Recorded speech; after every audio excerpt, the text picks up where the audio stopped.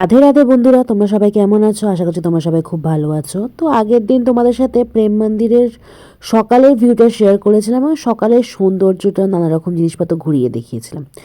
তো আজকে শেয়ার করব হচ্ছে প্রেম মন্দিরের সেই লাইট, মানে যে লাইটিংয়ের জন্য পাগলের মতো লাখ লাখ লোক প্রত্যেক দিন আসে।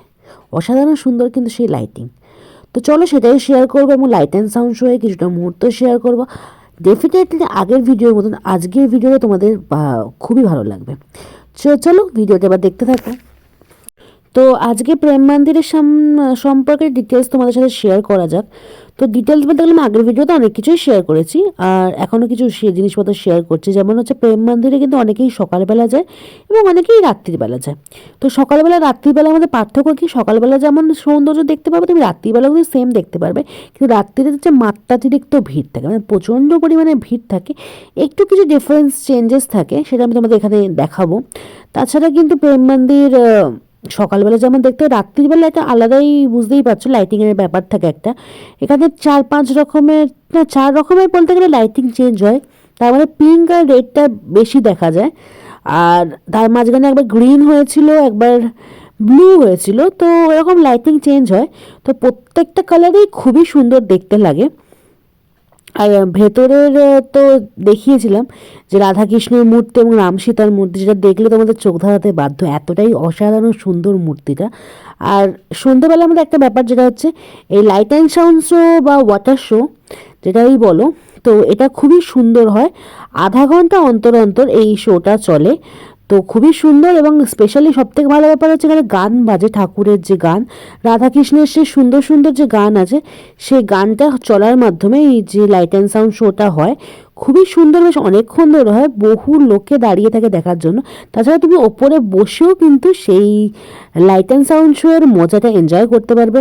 তোমাদের এখানেও খুব ভালো লাগবে। যাই হোক, যেটা বলার যে প্রেম মন্দির তো তোমরা একটু তাড়াতাড়ি চলে যাবে। তাড়াতাড়ি মিনস হচ্ছে এই সন্ধে পড়ার সঙ্গে সঙ্গে চলে যাবে, কারণ জনেষ্ট অনেকটাই ভিড় হয়, তারপর অনেক চেকিং ফেকিং করে তো ঢোকায়। তো যদি তাড়াতাড়ি যাও, একটা ভালো সিট মতো জায়গা মতন পেয়ে তোমরা বসতে পারবে, এটা ভালো ব্যাপার।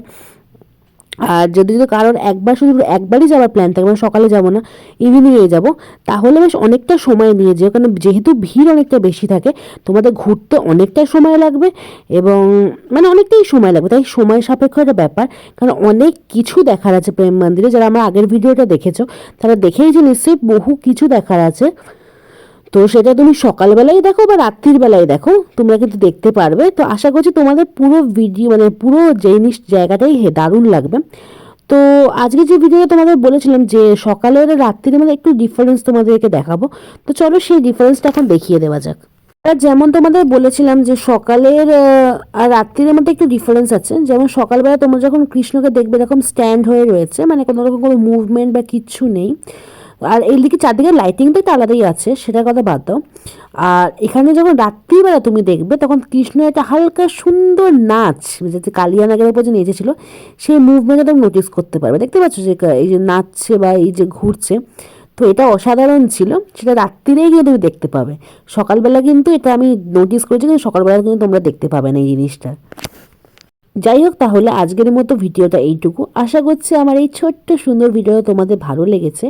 তো শেষ করার আগে প্রেম মন্দিরের ভেতরে সেই সুন্দর লাইটিং দিয়ে চলে আজকে ভিডিওটা শেষ করা যাক।